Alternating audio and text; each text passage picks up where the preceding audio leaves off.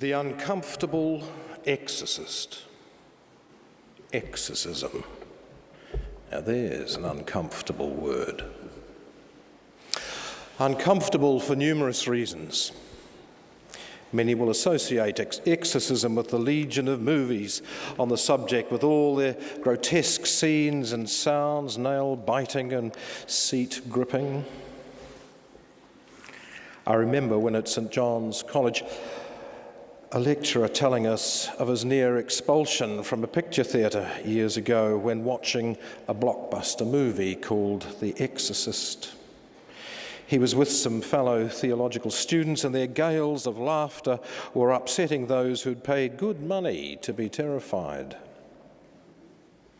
What these up-and-coming young theologians found amusing was the mangling and mashing together of various ancient cults and faiths, incarnations, rituals, terminology and explanations of the demonic in an attempt to construct a coherent Christian method suitable for the movie's progress. That aside, to talk about exorcism requires us to talk about demons. And many of us are not quite sure what to make of the whole notion of demons. And then, of course, in even acknowledging the existence of such things as demons and exorcism, we're acknowledging a sphere of existence that is frightening, largely unknown, or even not even acknowledged. I mean, in everyday life, we might, in passing reference, talk of evil, but rarely do we mention the word Satan. Rarely do we talk in an everyday way of the works of Satan, the evil deeds perpetrated in the everlasting battle between the forces of good and evil. In everyday life, if we do talk of evil, it's usually confined to acts that horrify and bewilder us. Many conservative Christian churches teach beliefs that are grounded in 1st century CE times, that Satan is a profoundly evil, fallen angel who is totally dedicated to the destruction of everyone's lives. He's a supernatural being aided by countless demons who engage in a worldwide spiritual warfare and are a continued threat to all.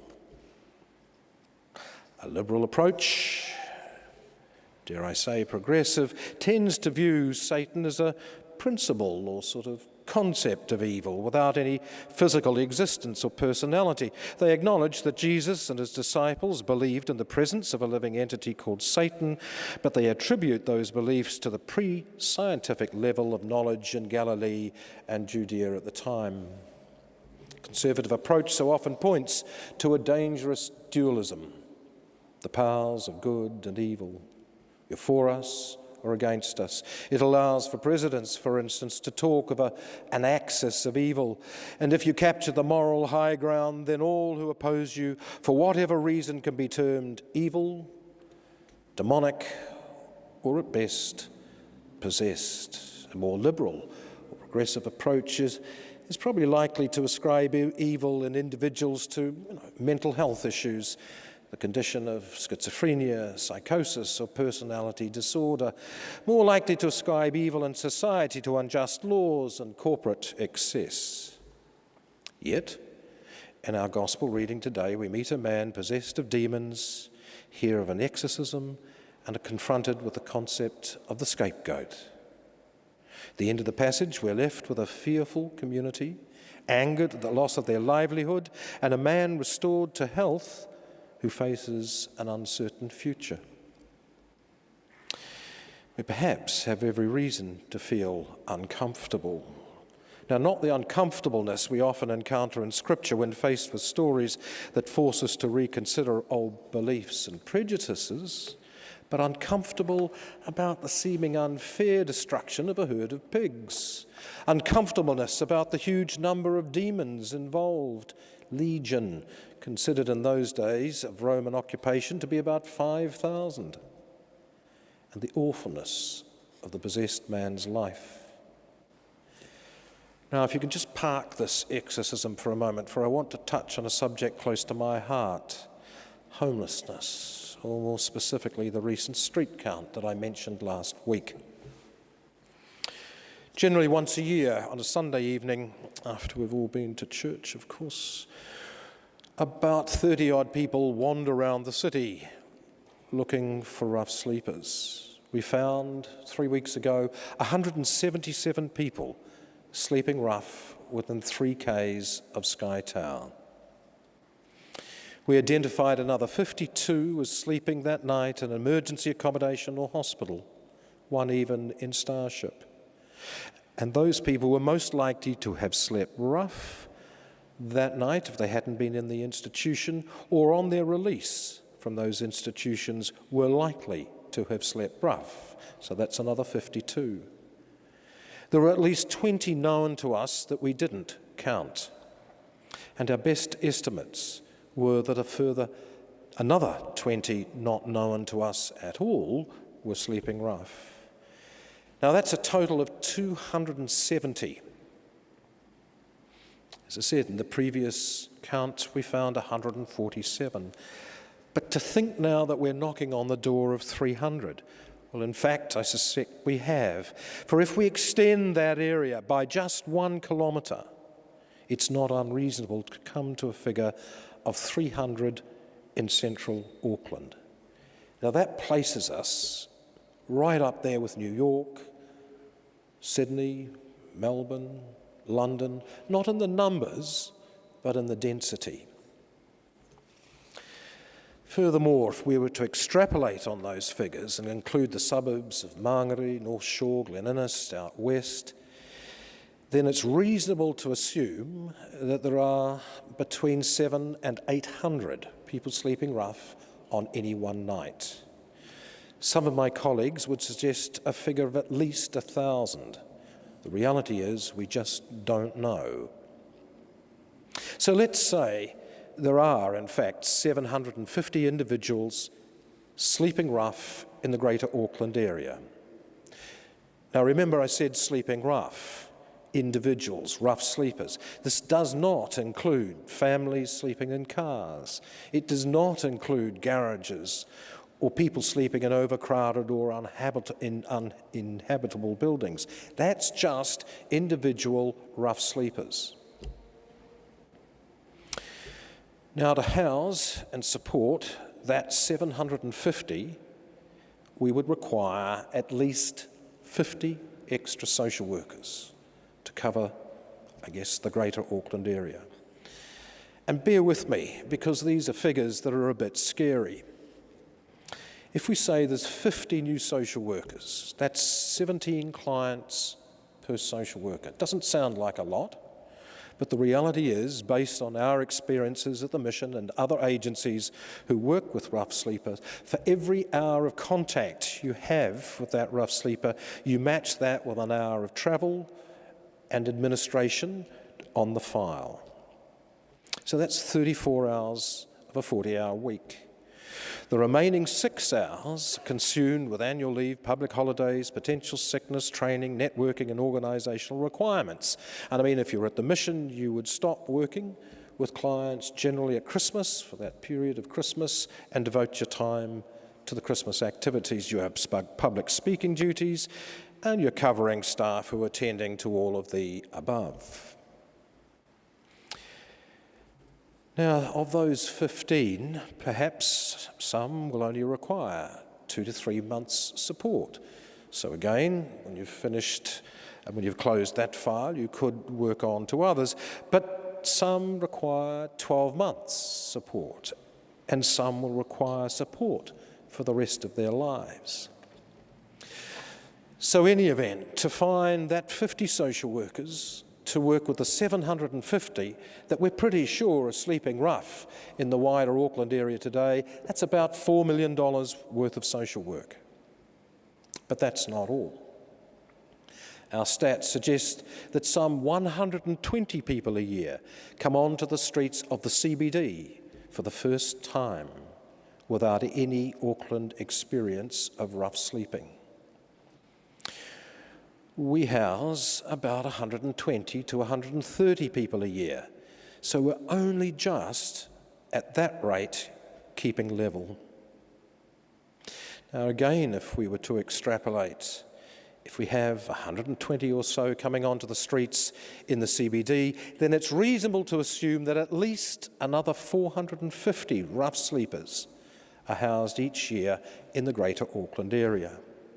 So now, here's the thing. Even if we built 750 units of accommodation by year's end, there would still be a significant number of rough sleepers who would have entered the city once those 750 were accommodated. And that 4 million, that's just the resources needed to house people, needed to house individual rough sleepers. We haven't even begun to factor in those families who are sleeping in cars, and there is proof now of that. We haven't even begun to construct or to factor in the cost of constructing accommodation for those original 750. Now, I'm not going to talk too much about the solutions of homelessness, except to highlight, I guess, a few points. Too many, on their release from prison or hospital, are discharged to the streets, which is amazing when you think about it, because a discharge from prison will come as no surprise to the authorities. Too many people on the streets have alcohol and drug dependencies.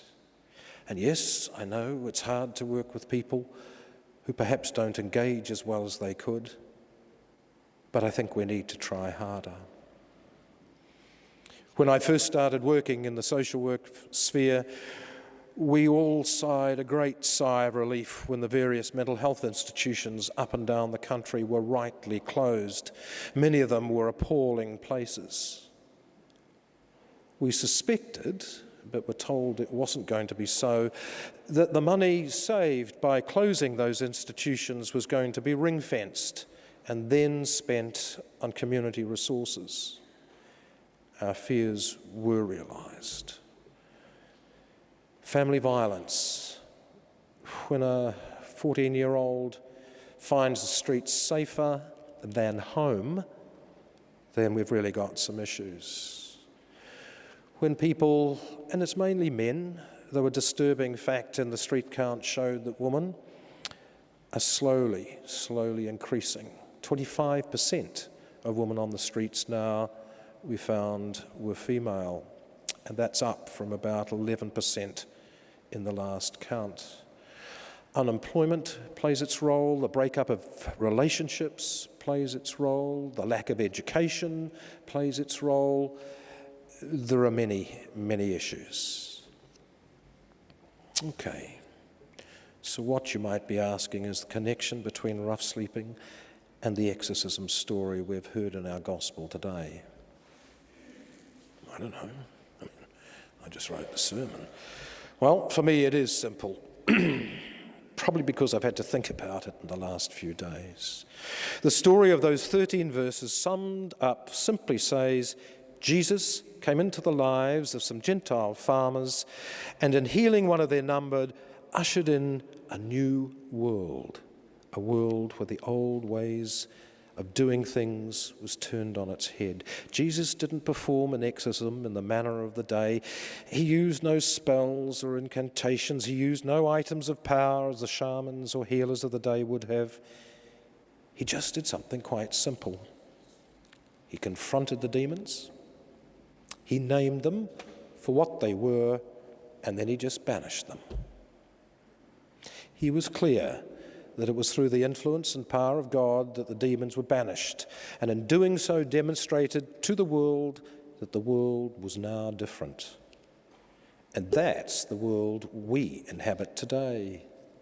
So if we're to accept that difference and acknowledge that God's peace and love are accessible to all at any time, then we have no reason to not work to achieve that same peace and love.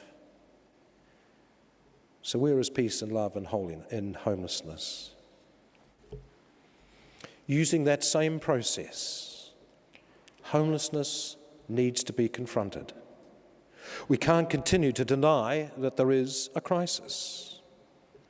Homelessness needs to be confronted. We can't continue to make excuses of why we can't end it. Homelessness needs to be named for what it is. It is a denial of human rights. It affects those who are already the most marginal. And it continues the long process of racism. It needs to be banished. When Jesus encountered the possessed man, he didn't question the circumstances of his possession. He just healed him. When we encounter a rough sleeper, just house him. We obviously need to have some understanding of his circumstances, but attend to those circumstances and house them. Homeless people are not to be demonised. And I know you've heard people say, well, there are some who choose to be homeless. I won't dignify that with any explanation, except to say, I have never met anybody who planned on being homeless. I have never met a graduate or a student just about to go to university who would say, I'll get my degree, I'll go on my OE, I'll come home, I'll spend 2 years on the streets, and then I'll get a job. That's a nonsense. That's ridiculous. People do not choose to become homeless. And finally, homelessness is, in that sense, an evil. The effects of it. If you sleep rough on the streets for a long period of time, you're going to die 20 years earlier. That's not a made-up figure. That's a figure derived from research. The evilness of lost opportunities, the evilness of children having no choice, the evilness of a multi-layered cost to society. And I guess we need our community to stand at the cave's entrance, for God is passing by. I know it seems simple, perhaps, to resolve homelessness, but it isn't really. The causes are many. They're structural, they're personal, they're familial, they're accidental. But they are with us. Whilst we can name many things as evil, the image of the possessed man living amongst graves, chained and naked, is too powerful to miss. The similarities to some I know are too powerful to miss. And however uncomfortable we might be about homelessness, that's no reason to not banish the cause and actuality of homelessness, root and branch. Amen.